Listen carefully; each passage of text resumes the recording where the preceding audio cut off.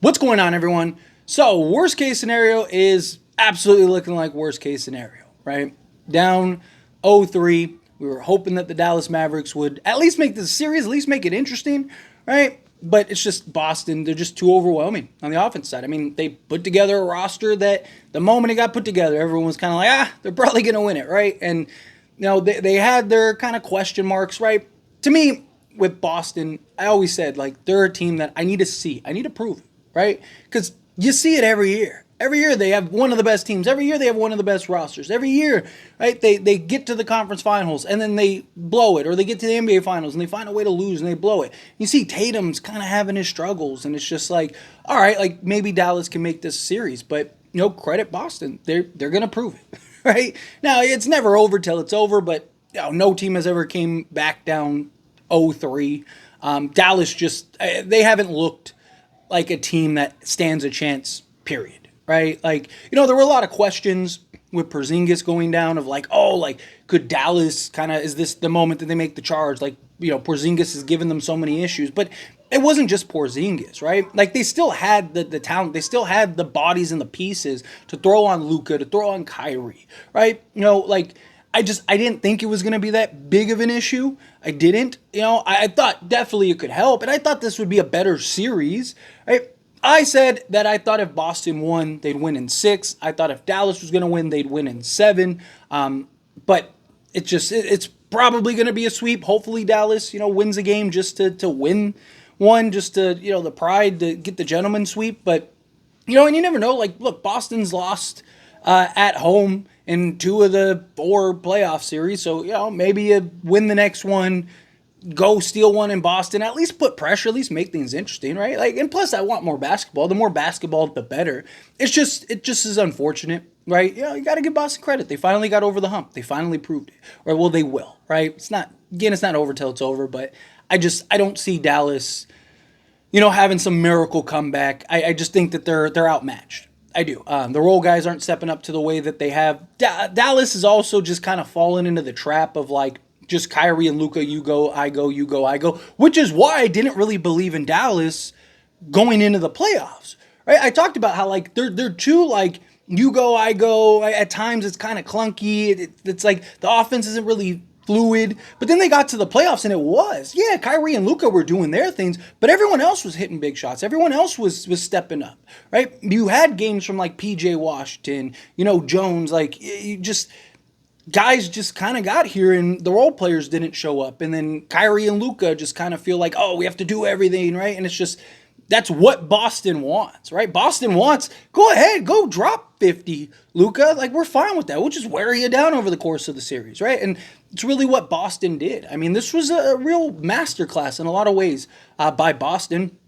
Joe Mazzulla, right? He took really strides this year. I wasn't a fan. Like, last year, Joe Mazzulla looked like he might have been the worst coach in the league next to Darvin Ham, right? Like, the guy did not look like a very good, ready-made head coach, but no, the Celtics stuck with him. There were a lot of talks like, should they get rid of him? Is he the guy? And look, I think he proved it this year. He was better with his executions. He's better with his delivery.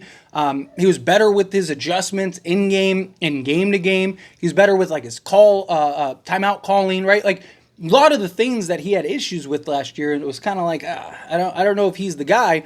He actually corrected and to his credit, deserved it. Now, going and getting Drew Holiday was huge, right? Jaylen Brown, I mean, he's been their best player pretty much all playoffs, right? Like, Boston's team, right? Boston's the team that the NBA is trying to prevent from ever happening again, right? Like, they're trying through the new CBA, trying to make sure, like, that these type of, like, super teams. But this also goes into, like, a couple things. Well, first off, hopefully this lights a fire under the Lakers, right? Or it's like, hey, we need to go back and tie this and take the title lead, right? But this is why I kind of lean towards getting that other star, right? Because like Boston isn't this super deep team. Like so many people want like depth. All the teams that advanced heavily, right? Like none of them were really that deep. Like even Minnesota wasn't really that deep.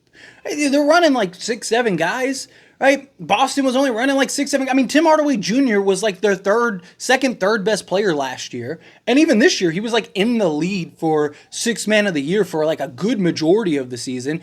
And he like completely fell out of the rotation. They played him in this game, but like for the most part, he was falling completely out of the rotation, right? Like to me, it's like you need those like 6 guys that you can count on game in and game out, night in and night out. And to me, if you got LeBron, you got AD. If you were to go get, in a perfect world, you get like a Donovan Mitchell, but like even like a DeJounte Murray, right? If you get a DeJounte Murray and maybe like keep Austin Reeves, right? And then just go get that other guy, go get a guy off the bench, Valanciunas, whatever.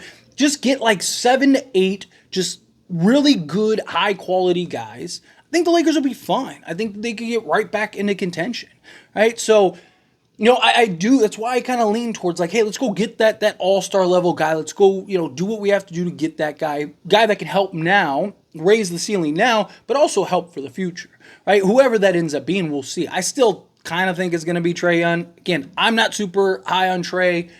Well, we'll break it down if it happens. I know most of you don't want the Lakers to go get Trae. I just look at like who's the most realistic and who do we have the assets to get, right? And who's going to have the fewest competition? Trae really stands out in that regard.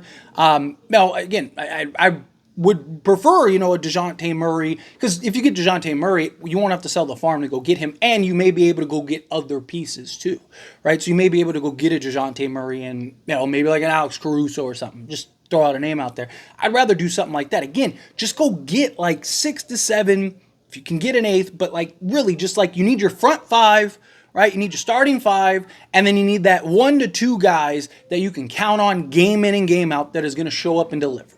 Right? Guys have bad games, there's game stuff like that, but it's about the collective, right? Like, so, LeBron and Anthony Davis, they're doing their thing. DeJounte Murray comes in, he does his thing, right? Say you get an Alex Caruso and he's just having a bad game, he's off. It's okay because you have other guys to rely on. Say DeJounte's having a bad game. It's okay, you have other guys to rely on, right? Like that to me, this postseason really showed that. Like you need defense, you need the skill role players, right? You need like those blue chip guys that are willing to sacrifice their body and do everything necessary to kind of complement, help the stars. But you just need, that 7, 8 guys that can really make an impact. I mean, Boston's really like 60, like Pritchard and guys and Hauser and stuff like that. Like they've had moments and stuff, but for the most part, it's really just like 6 guys.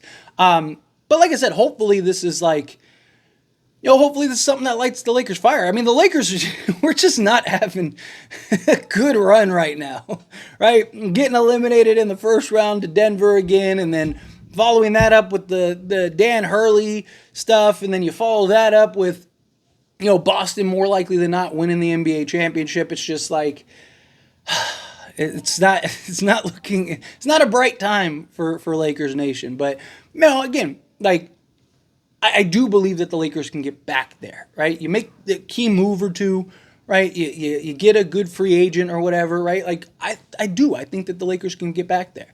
We'll see what they do with the draft. I still think that they trade the 17th pick personally. I do.